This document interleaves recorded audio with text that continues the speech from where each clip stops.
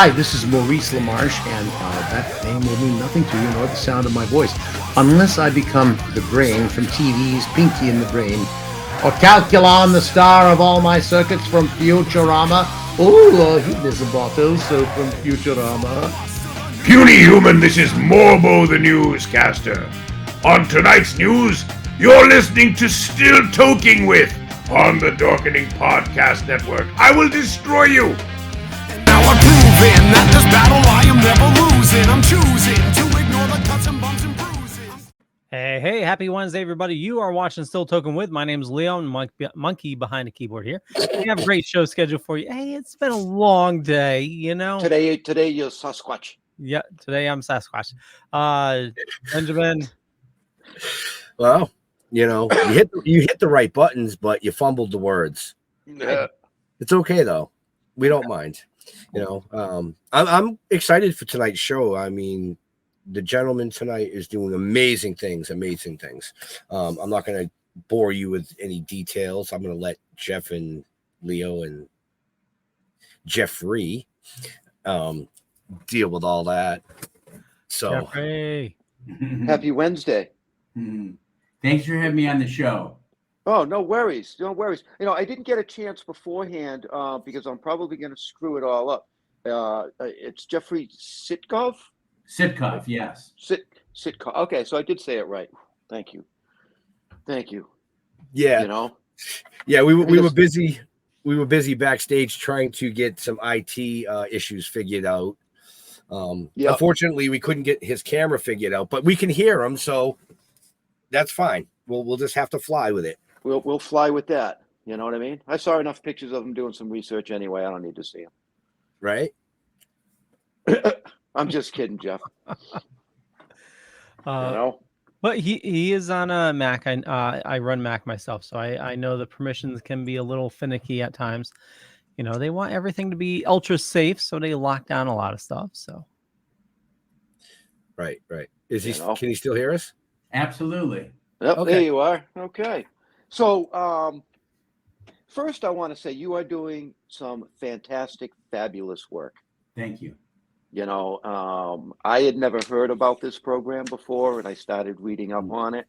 And, you know, the first question that popped into my head is, why isn't this national? Well, you know, the homeless youth situation, it's an epidemic in America today. People really have no idea there's so many homeless kids in America. There's 4.2 million homeless youth in America today.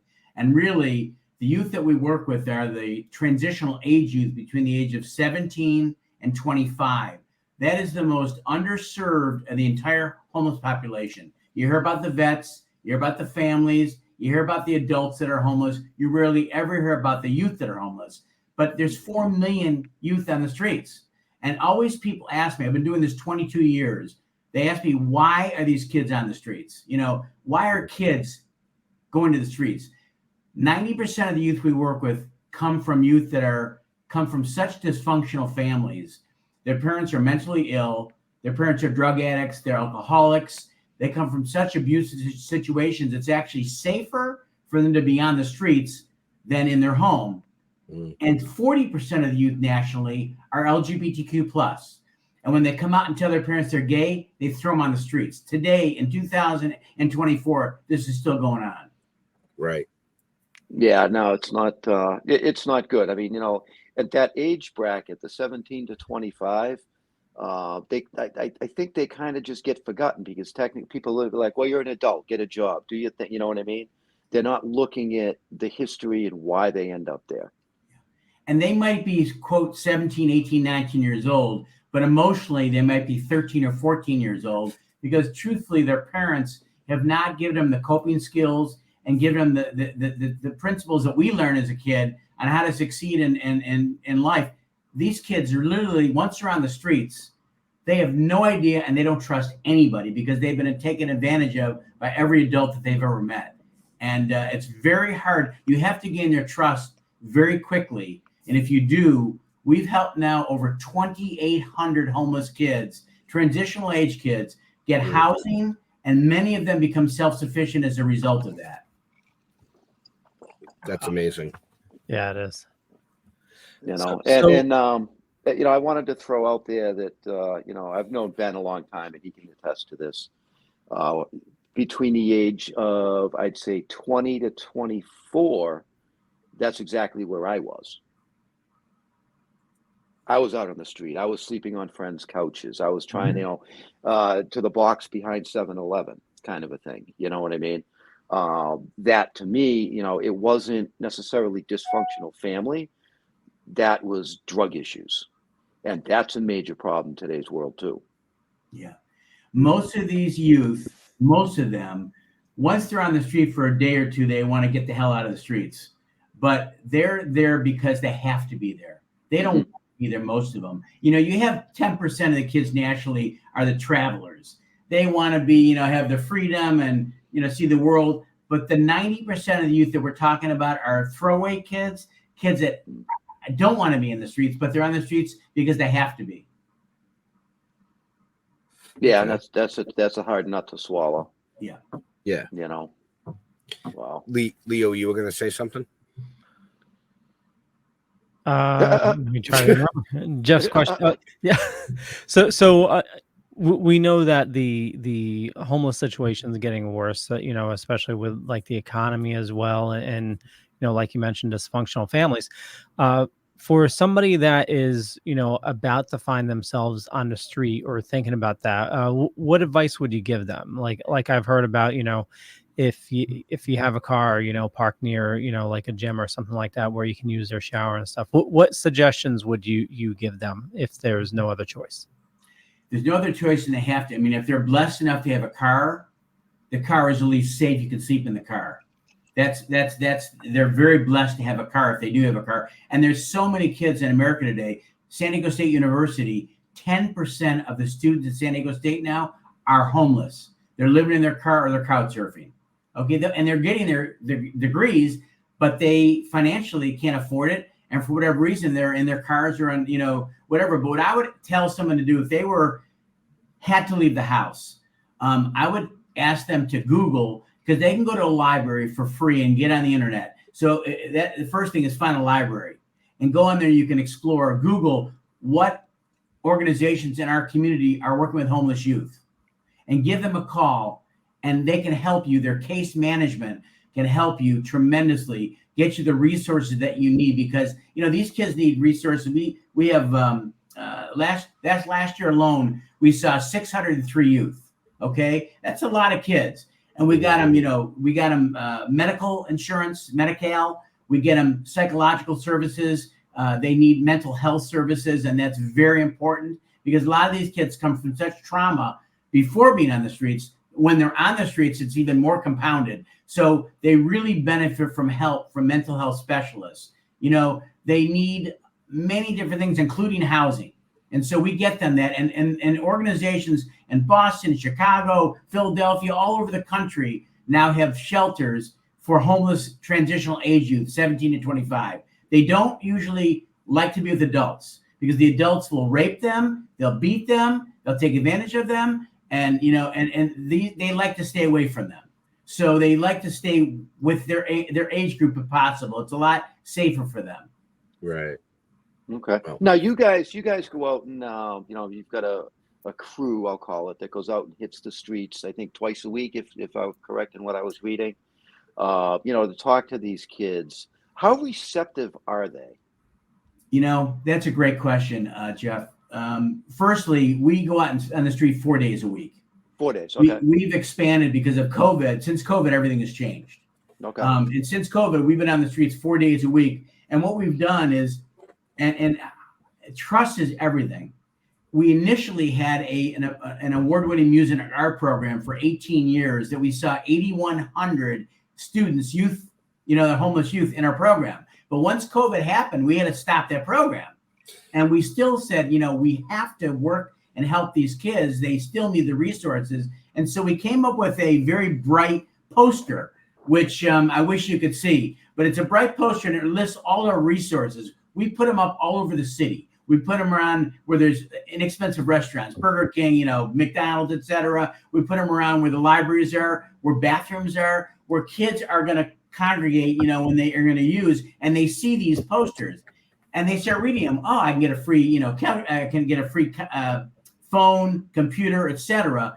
And they start calling us, and we answer very quickly. And it's our response time since COVID that really is winning them over. And they start trusting us quickly because 24/7, they can call us at 1 a.m. Our case manager will pick up the phone.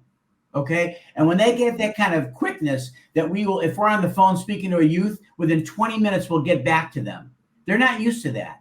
And so that's the beginning of them starting to trust us. Then we also come through with our word. We ask them, is it okay if we assess you? We don't know what you need until we assess you because every kid is different. And so if you allow us to assess you, we'll ask you a bunch of questions, and then we can suggest things that you might benefit from.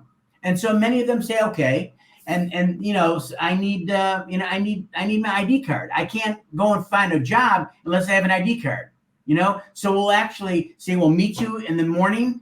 We'll meet you at 9 o'clock in the morning. We actually show up at 9 o'clock in the morning and take them to wherever we need to take them to get their different identifications that they need, etc.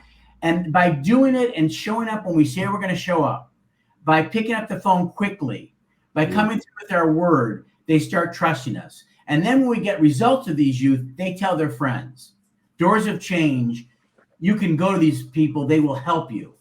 And so that's how we've actually helped 2,800 kids get housing and get off the streets. And that's a lot of youth that we've helped. Well, yeah, because you're really just talking about one area. Yeah. Right. And this is like we said, this is a national problem. Yes. Right.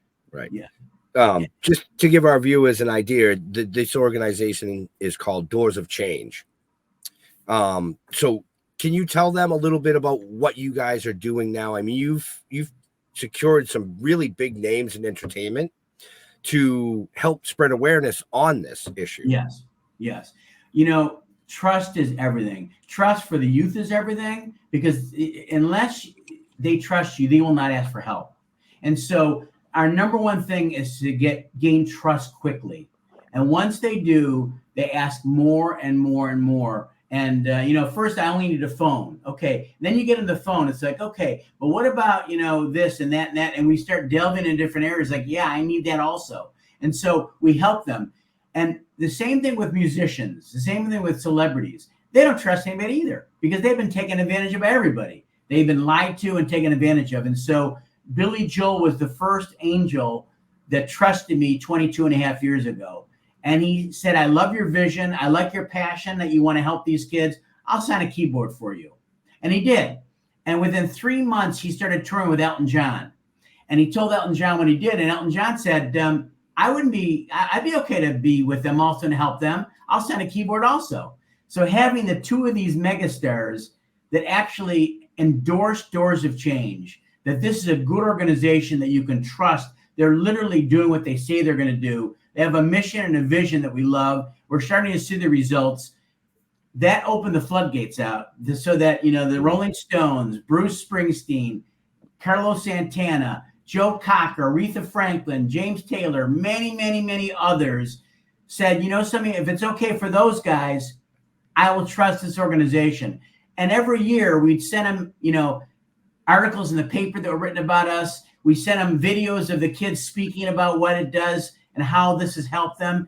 And the more they trust you, the more they want to help you. And Elton John and Billy Joel now have signed between the two of them 10 keyboards for us. Wow. Yes. And I mean, BB King probably of anybody helped us more than anybody because BB would meet with me for 11 years, twice a year. I showed him articles in the paper. 2 times he met me, he had a fever. It was like 11:30 at night. I said, BB, you're 81 years old. What the hell are you meeting me for? You should be sleeping right now. And he said, I want to help these kids. And I said, would you be okay if we honored you? After the second time that he had a fever and within a 2-year period, I said, couldn't we honor you? I want the world to know that you've been a huge angel for these homeless kids. And we did. We honored him at San Diego State in front of 4,000 people. And there were 6 national headliners that came to honor him and to come for our organization. And, it gets the word out because if you can get the word out and educate our community, any community in the United States, most people say, I had no idea of the severity of these kids that are on the streets that are homeless. You don't see them because they look like normal kids. They're very proud.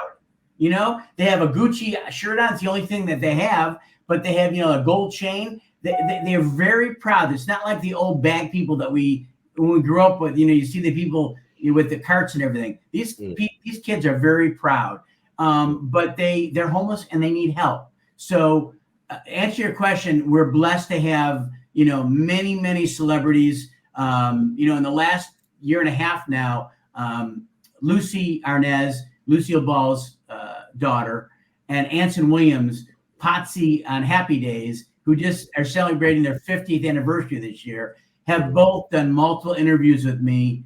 And again, people like, wow, Potsy's involved, Anson Williams likes us, this must be okay. And so it just helps us with credibility, with trust to get the word out. Because again, if people are touched by this and they say, I never know, I don't know who to trust. I don't know what organization to give to. In San Diego, there's about 9,000 nonprofits. So who do I trust?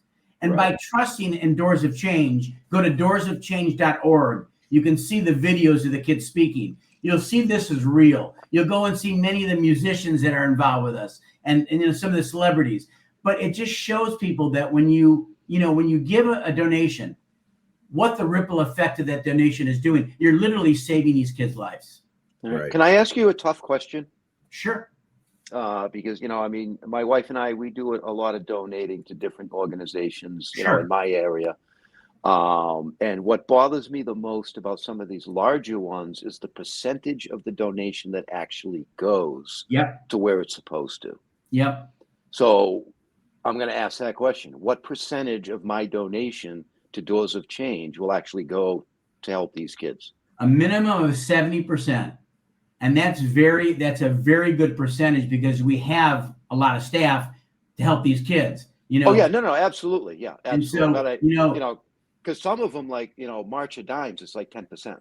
Yes, Susan G. Coleman, it's like 40% goes to where you want it to go. 60% is spent on, it's crazy. You want your money to go where you're putting it, and that's why 70 or more percentage for the last 22 years now goes to where you want it to go. And that's why, thank God, people have helped Doors of Change because they know that, it's going to where they intend it to go. And they see the results every year of the kids when they speak at our concerts. We have concerts every year, big concerts. This year, Casey and the Sunshine Band is going to headline. We're going to have 1,500 people there. Last year, we had Ben Harper. The year before that, we had Three Dog Night. The year before, they had Los Lobos. Every concert we have, between 1,000 and 1,500 people listen to one of the kids speak at the concert and they tell their story, and it blows people's minds of going from the streets. One of our kids this past year just graduated law school. Wow. She was on the streets from 12 to 16 years old, and Doors of Change gave her the vehicle to be able to learn how to make jewelry. And she made that jewelry for 15 years as she put herself through community college. She went to UC Santa Barbara, graduated magna cum laude.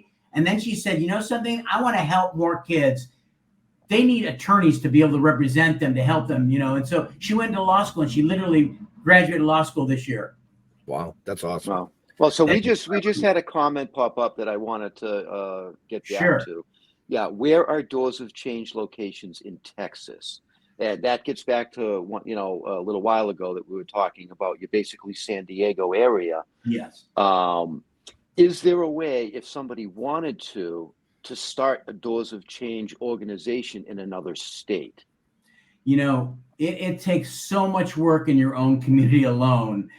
We have helped other communities. We've helped Philadelphia. We've helped Buffalo, New York, where I'm from, and Chicago. Actually mentor some of these programs and share with them what we do. They're going to have to do everything, but we'll share with them what our success formula is. It's not a private thing. We want to get it out because we want more kids to get help. And so they're just going to have to do the work. So if there's a place in Texas, let's say in Austin, Texas, that wants to get in touch with us, we'll share with them, this is what we do. And we found it very successful to do these certain things. Then they're going to have to do that in their community. And there's many good organizations, especially with homeless youth. That's you're talking about the future of the country. These are the kids that if we don't get these kids off the streets, They're going to be like the 30, the 40, the 50, the 60-year-olds that you see that are homeless for many, many years that aren't able to get off the streets. Do you know that age group that we deal with now, the transitional age kids, it's the most, not only is it the most underserved of the homeless population because they're thought of as adults, they don't need it, but they're the most successful of breaking the cycle of homelessness of any age group. That's the key. If you give them a little hand up, you know why? They haven't been on the streets that long. They haven't been so emotionally, messed up, mental illness, drug addiction, or alcohol abuse that they still can get off the streets if you give them help before their feet are cemented into the ground. Does that make sense? Yeah. Oh, it makes perfect sense. Yep. I think that, at that age, I think what they need the most is guidance and assistance. Yeah.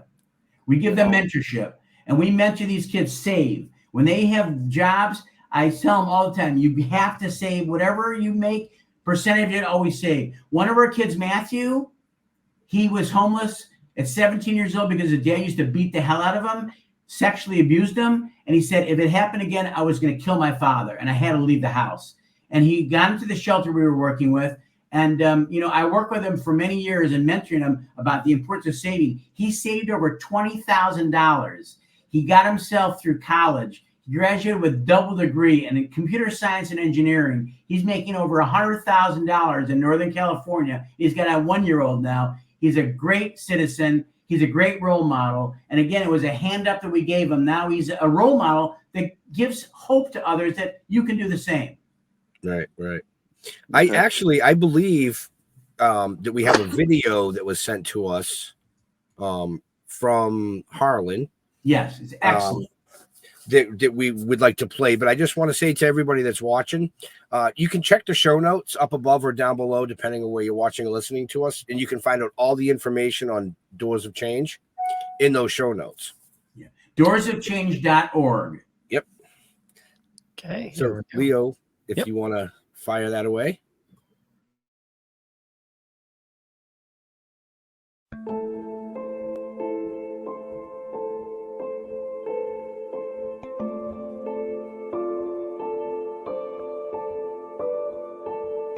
The thing that made me leave home when I was 12 that was so bad was my new stepfather. He started to abuse me physically, emotionally, mentally, would call me names, drag me by my hair, hit me, kick me. He was basically torturing me.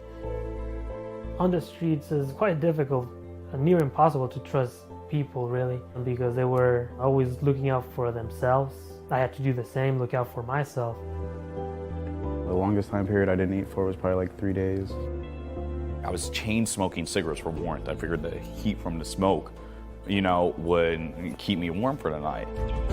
I slept in a lot of crazy places. I would sleep on park benches in parks. I slept on the beach a lot. I eventually had a tent. Well, there was one night I slept in a dumpster on top of a piece of cardboard. Thankfully, it wasn't trash day. I was able to sleep in front of anybody, no matter what. It was like, hey, if they kill me, they kill me. And, if they would try to rob me, they rob me. It's like, that's just what it was. I would perform in the streets to get some money. I would just do tricks with a soccer ball. The toughest thing about being homeless is the loss of hope and trying to hold on to that. I first heard of Doors of Change through outreach. Jeff was walking around doing outreach. We're going on outreach, which we've done now for 18 years, twice a week, trying to find homeless kids between the age primarily of 16 to 25. When we find them, we ask them if they'd like to come to a music and arts program. They get free music lessons, free art, free dinners, free food, free clothes, case management, whatever they would like. We've seen now over 7,300 visits now in 6 years. The staff of Doors of Change are kind. They're always in a great mood. They're always asking to help anyway. It's really nice. It feels like a family. Doors of Change has helped me because I was homeless at 17 because my biological dad got involved and he punched me in the face repeatedly. And now I'm about to graduate from college, computer engineering. Homeless, degree. pretty clear line.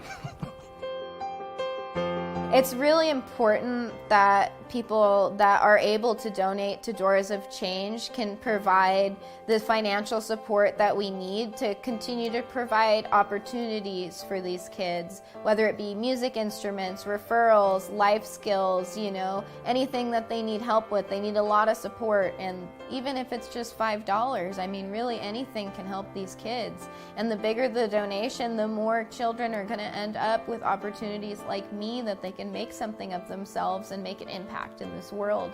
And that's why it's so important that we have donors. They really make the whole organization run.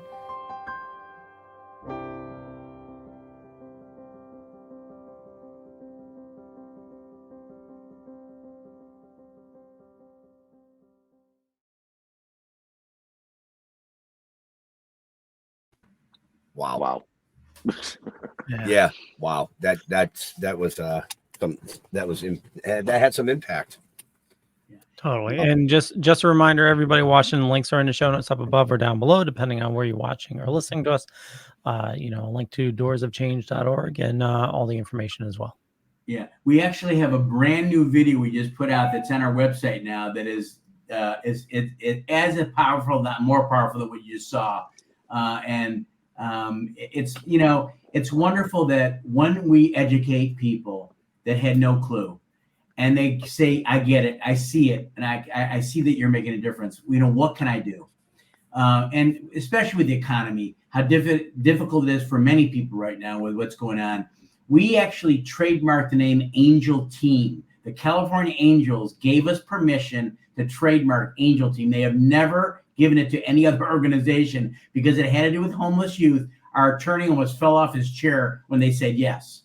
But we trademarked it, and we have an Angel Team. So let's say for $11 a month or $18 a month or $30 a month that you will get auto pay taken out of your credit card, you can be an Angel Team member.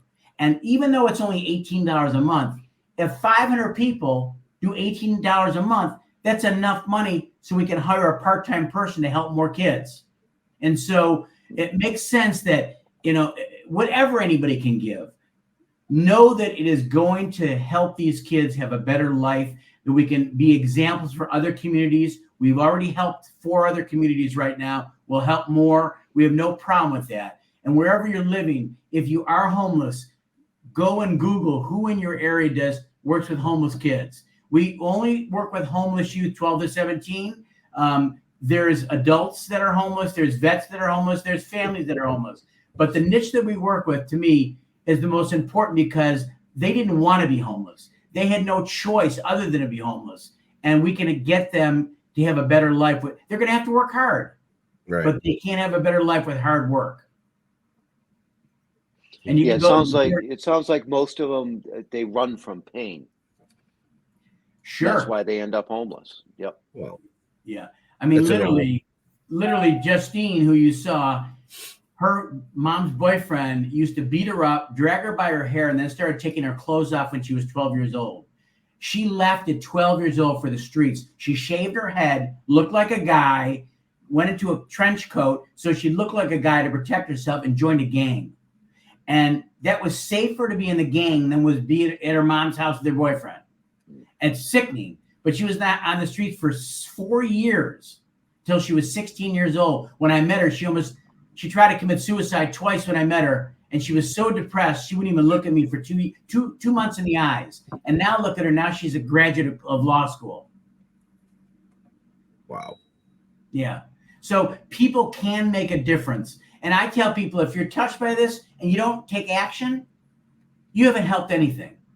You know what I mean? It's a waste. But if you're active and you say, listen, I want to do something, I can give $10. That's great. Whatever people can give, we appreciate it. If you're local, if you live in the San Diego area, come to our concert once a year. Be there because the kids will speak at the concert and it blows people away. And every year we have good concerts. And Casey and the Sunshine Band on July 27th, it's going to be at the UCSD, has a new amphitheater on campus. It's phenomenal. We'll have 1,500 people there, and they're going to be dancing their brains out for 2 hours, having fun, hearing the homeless kids speak, and knowing that 100% of the dollars that they buy for the ticket, 100% is going to get kids off the streets. All of our underwriters, our sponsors, underwrite all the costs. So 100% of all ticket sales will literally fund getting kids off the streets. Wow. Now, do you try to work with like local hotels and stuff like that, even if it's as a temporary place to get these kids off the street? Sure, that's a great question, Jeff. We actually, one of the things that really helped COVID, you make the best out of COVID. It was a bad situation, but you see, what can we do to help more? And we actually, we formed 67 partnerships with different organizations in our community. Several of them have housing. And so we have one of the places like 60 beds. All right. They have 3 different buildings that have beds in them. And so we're partners with these organizations. We call them, our case managers call them, and they're such good skilled that they make appropriate referrals. If a kid, that might be gay and they're in this one, then you have someone that has a drug addiction, we'll go to this one. Someone that has alcohol addiction, we'll go to this one. So they actually, place them in where the best place for that individual kid would be, they're going to get the best results then. The worst thing is if you have a bad placement, within 2 days, they're gone.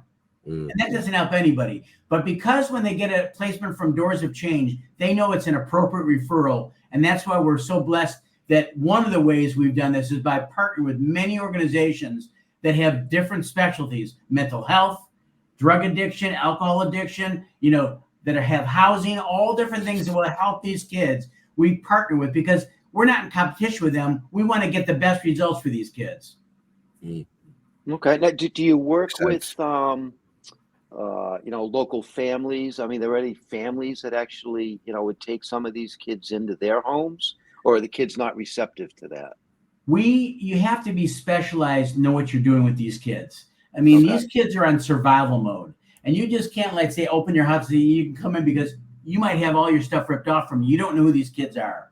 But if they go to specialized centers that know what they do and they have case management that actually work with them and get them the resources for mental health, for job placement, to be able to get them trades, like the California Conservation Corps is one of our partners. They actually pay for them to learn one of 6 trades: carpentry work, salmon restoration of the fish, actually to be like go out in the land and be like a forest ranger, that kind of thing. All these things that they'll teach them, and they'll pay them while they're learning full time.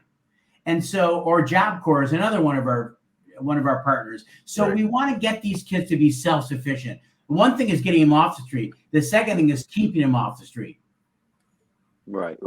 So what's the average time frame from when you first meet one of these kids to when they're self-sufficient?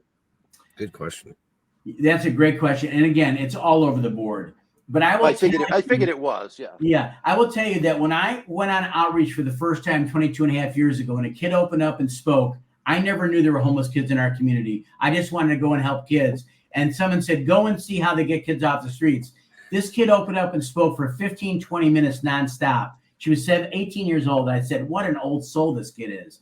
When she left, the outreach workers' jaws dropped down. They said, that's the first time she's spoken to us in 6 months. We've been giving her food, clothing, everything. She would not open up. This is the first time she opened up. So the first thing is you have to open up, and they have to trust you. Okay. Once they trust you, from then on, it depends on how motivated they are to help themselves. Some kids, go slow. Some kids go fast. It just depends on how motivated they are, that they want to have a better life. They have to work hard. This is not easy. I'm sure there's those that run. Oh yeah, sure. But they might come back though. They'll run, and all of a sudden they'll come back 6 months later and go, I decided I wanted to be in this. You just never know.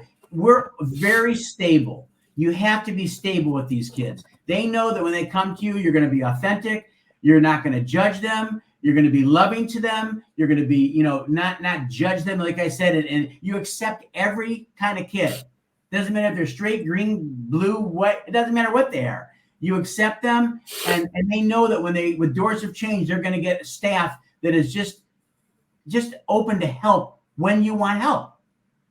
And so, and everybody's life is different. They might say had a bad accident, or they might have been, taken advantage of, and it might take them 6 months to say, I want to get help now.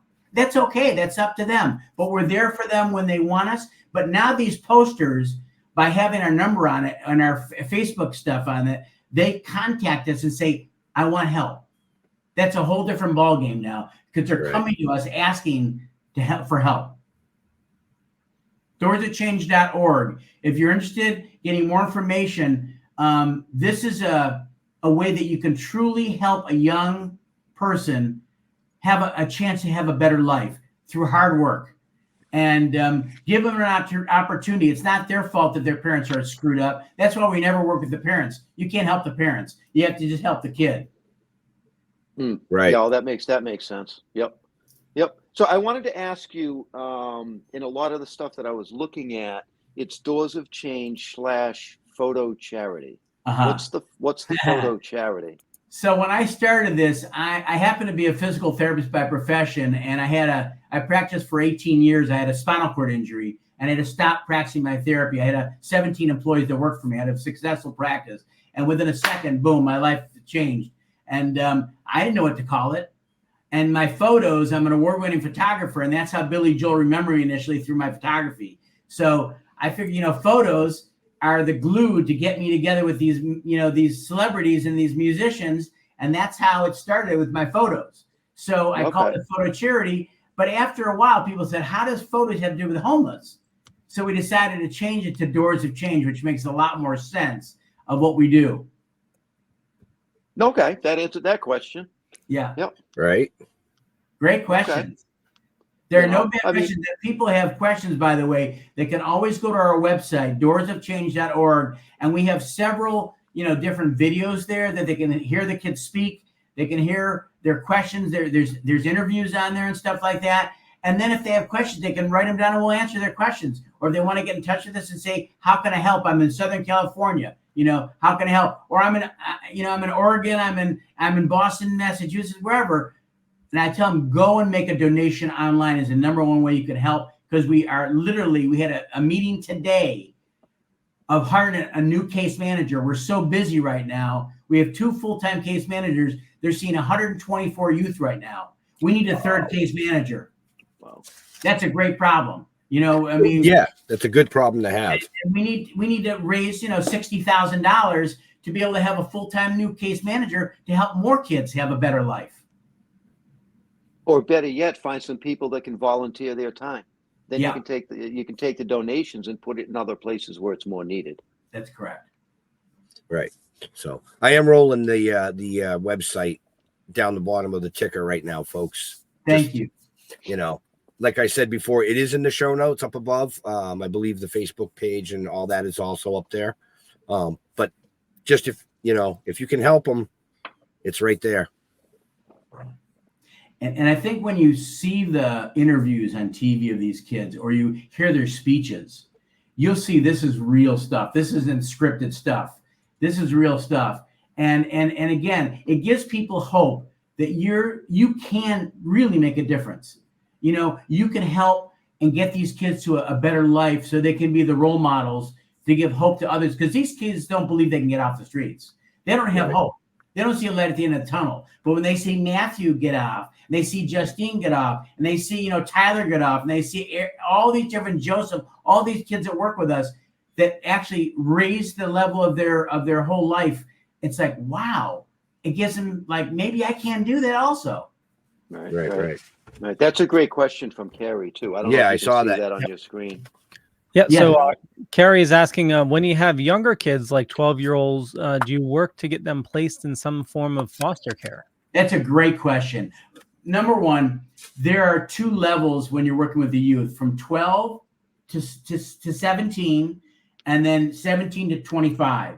The 12 to 17-year-olds, there's a lot more funding for them. There's a lot of good support that are state support, county support for the young kids. And so, yes, a lot of our kids are street kids. They don't even qualify for foster care because now they're 18 or over and they never were in the foster system, or they got out of the foster system and they haven't gotten back in time. So they're not foster kids, but the younger kids can be in the foster system. But there's the group like in San Diego called Storefront. It's the only shelter for 12 to 17-year-olds.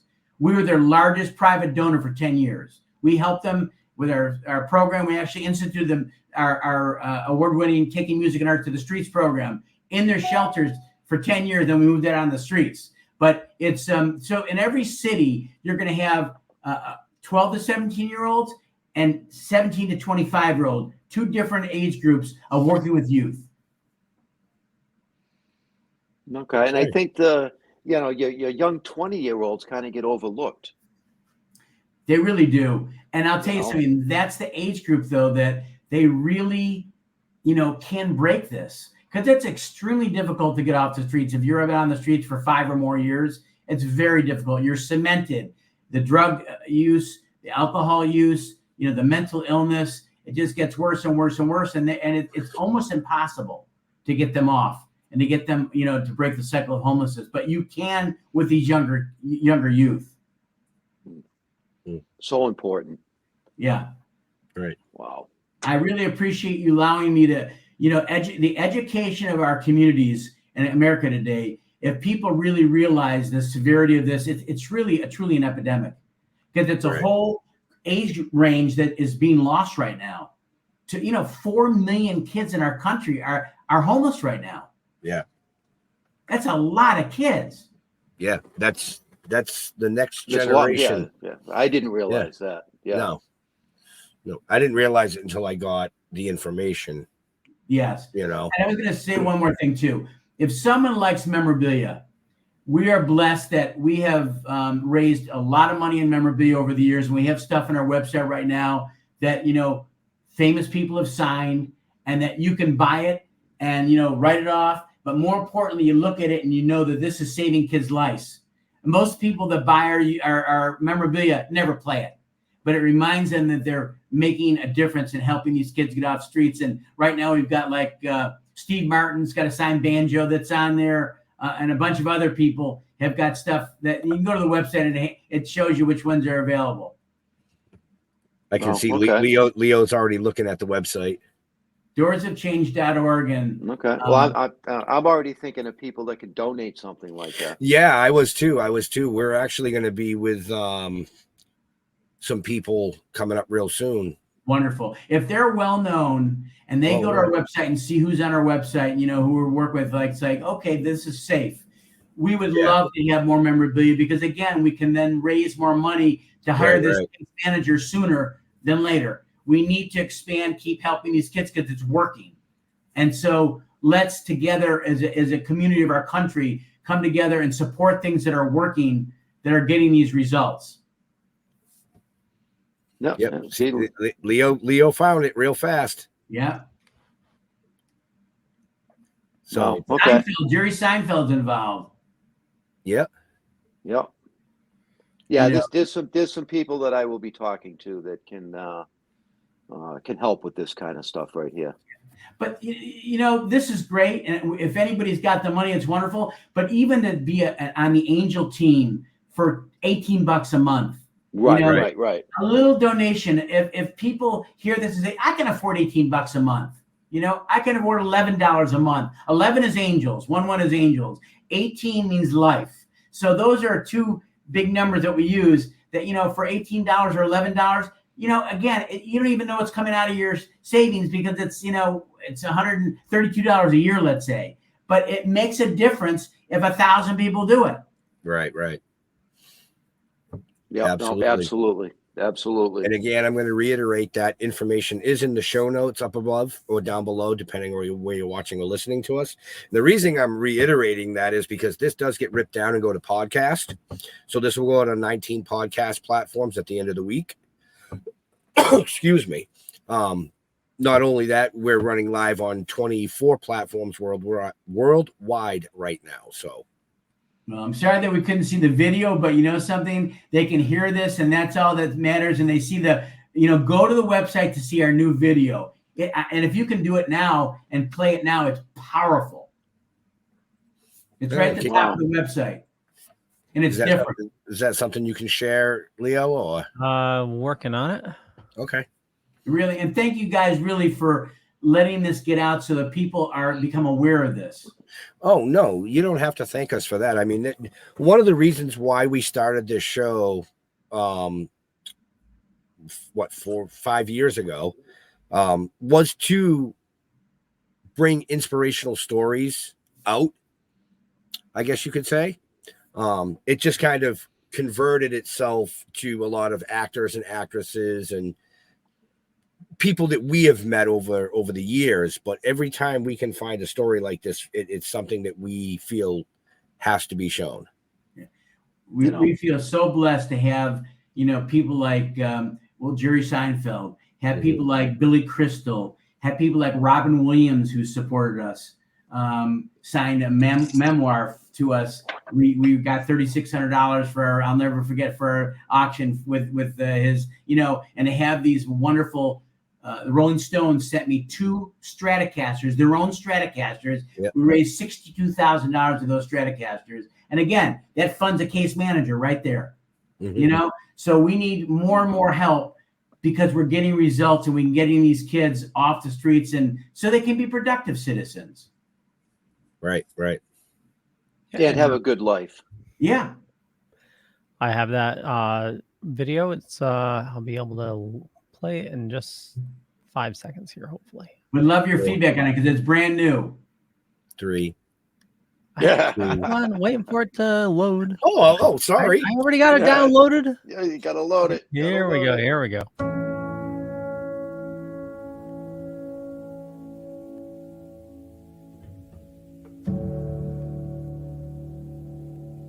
I was homeless because originally I ran away when I was 12 because my stepfather was abusing me and I was afraid that the abuse would continue to escalate as it was. And I just figured it might be best for me to leave that environment.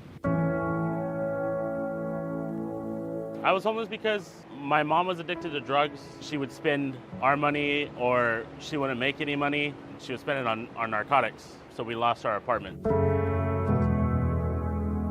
I was homeless because my mom was going through a lot of mental challenges. She decided to move to Texas when I was 16. I was still in high school. I had no idea what to do. So I had a car and I was like, you know what?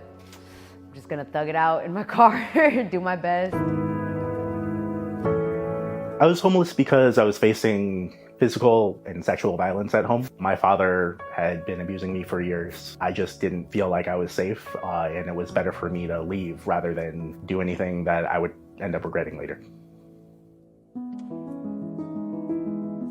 The Homeless Youth Advocacy Program came out of COVID because we had to shut down our award-winning music and art program of 18 years. We had to think out of the box of what we can do to reach these youth during this pandemic. And so we started doubling the amount of outreach workers that went on the streets to find the youth. We started putting up posters that actually listed what we do, what they can get help with, and our telephone number and Facebook page. And the youth started calling by the droves. Outreach certainly is the initial key part of our program, but certainly the case managers and communicating with them is critical because especially if we're in an outreach moment where youth is willing to sit down and call the case manager, it's important they pick up the phone. We have small windows of opportunities. So we have 2 case managers that are very committed and very aware of their phone, and when a call comes in, they answer. Doors of Change is different than other organizations, I think, in the fact that they're very hands-on, they're very active, they're very caring. I think, it's very obvious that they love what they do and they do it for the purpose of helping people. It's not just another paycheck, it's not just another job. It's very wholehearted, and us, like the people they're helping, we feel that. I feel that. Our success with placement and housing is we address the mental illness first. Because honestly, if you get them good mental health, get them to admit they need mental health, and support them, they will find good jobs and they'll keep the jobs. They will stay in the housing that we provide for them. In 2022, we were able to house 349 youth, which was a record-breaking 188 more than the previous year. The donors have the most power to help these kids because it all comes down to money. Without the money, we can't provide these resources. These kids need case managers. They need people that are going to help them put their lives back together. If you're a donor and you're looking to help an organization, Doors of Change is the place to go because They are active. They say and do as they say they are going to do. They genuinely work from the heart. And to give your money to people who are working with the youth and they're doing it because they love to help people, that's the world I want to live in. The success stories make me smile because I think of the youth when they were when I first met them and where they are now, sometimes 20 years later. This is right when I was getting on my feet and turning 18 and starting to succeed. Yeah, this is a cool feeling. It's 18 years ago and where I'm at now. Doors of Change has helped me really just kind of get my life on track. You know, the other organization helped me get housed, but that's kind of where it ended. Doors of Change really put their best foot forward and was like, this is what's next. This is, what are your goals? You know, where are you trying to head? And they've been pushing me on that same track and making sure that I stay on that track. We're small and we're grassroots, and that, frankly, that's what attracts me to Doors of Change. We don't have sort of a bureaucracy to go through. We can respond quickly and urgently, and that to me is part of the success. And I love the smallness because we're small and mighty. Love is one word to describe Doors of Change.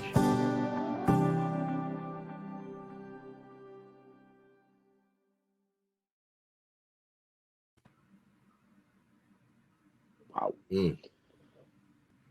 Now, Speechless. have you had any of the youth over the years come back and want to work with Doors of Change? Yes, we have. We do right now. Elliot has been with us for 3 years.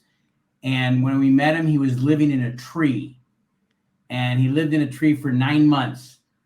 He actually put a hammock basically way up in a tree and lived way up in the tree for 9 months. And then he got into our music and art program. He originally, played it, and then he actually started teaching the program. And now he's been doing outreach for the last 3 years. So he's part of our staff. Fantastic. Yeah. Amazing. We only have about 4 minutes left with this amazing gentleman. We're already over normal time, but we're gonna run it out the rest of the time. So any last questions in the chat that you want to ask? Now's the time.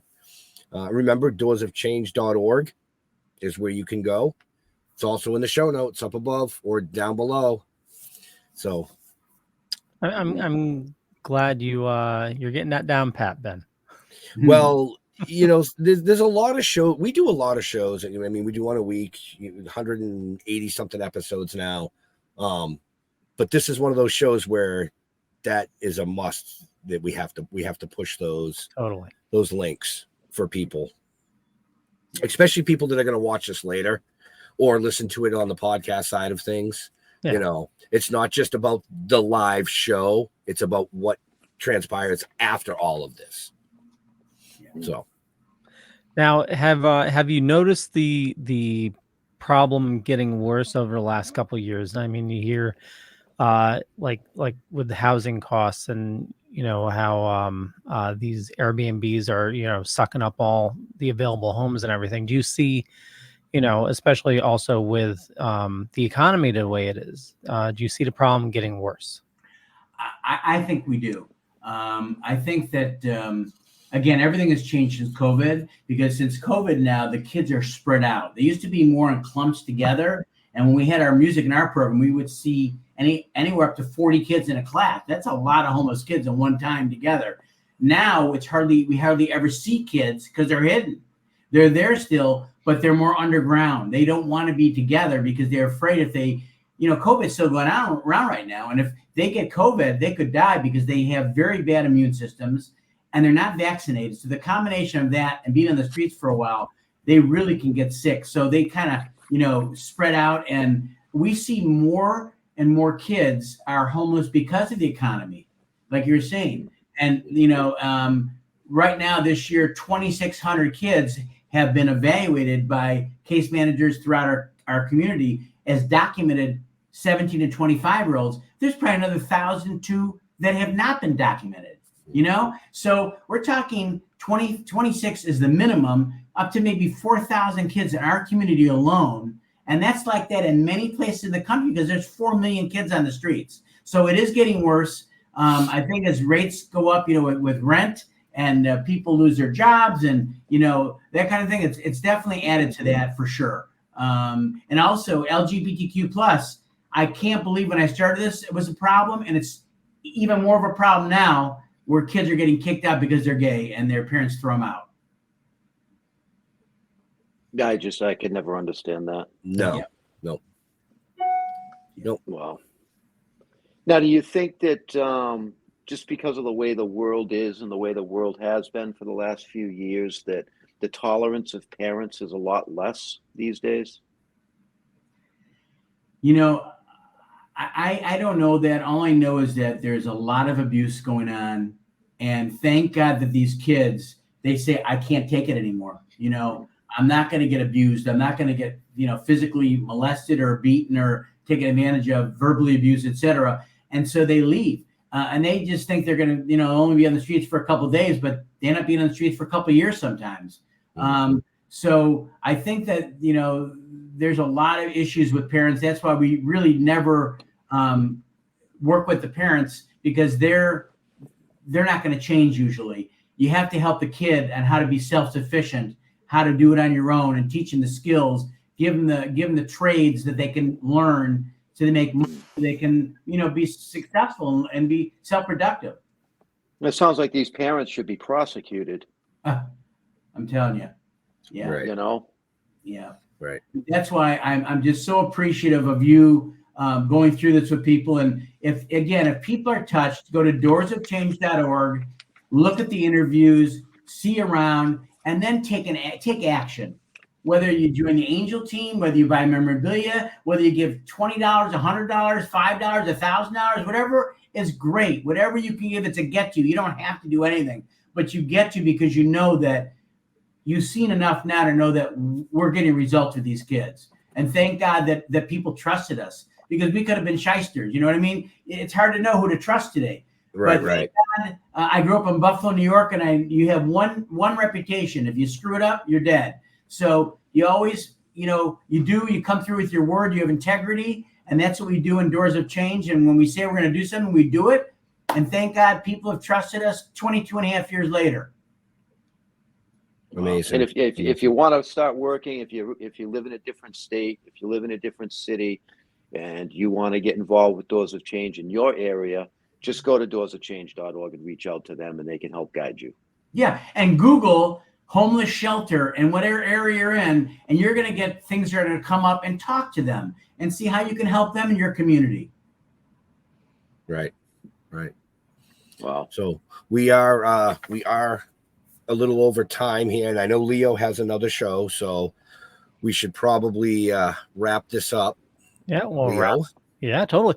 I want to thank everybody for watching this fine evening. You know me, you know how to find me, but more importantly, check out Doors of Change. Information is shown us up above or down below, depending on where you're watching or listening to us. Jeffrey, wrong Jeffrey. So Doors of Change, and you said .org. And people can contact you through the Facebook page as well.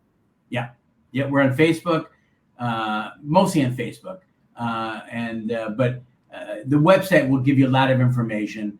And I just am appreciative of you listening, and hopefully you'll take action so we can get more kids a better life for themselves. Right. Awesome. Jeffrey, the other Jeffrey. Yeah, I want to thank Jeff for coming on and sharing this. Sorry, I know how hard it can be.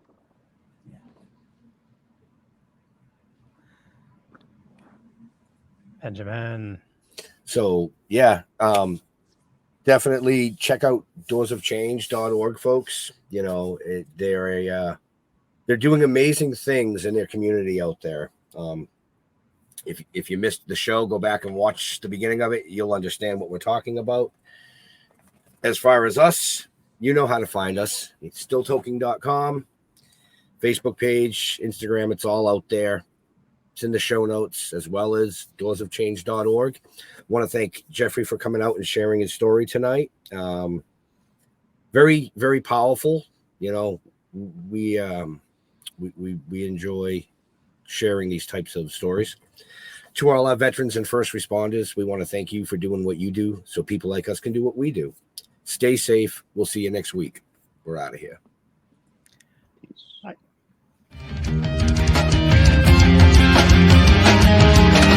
Come on.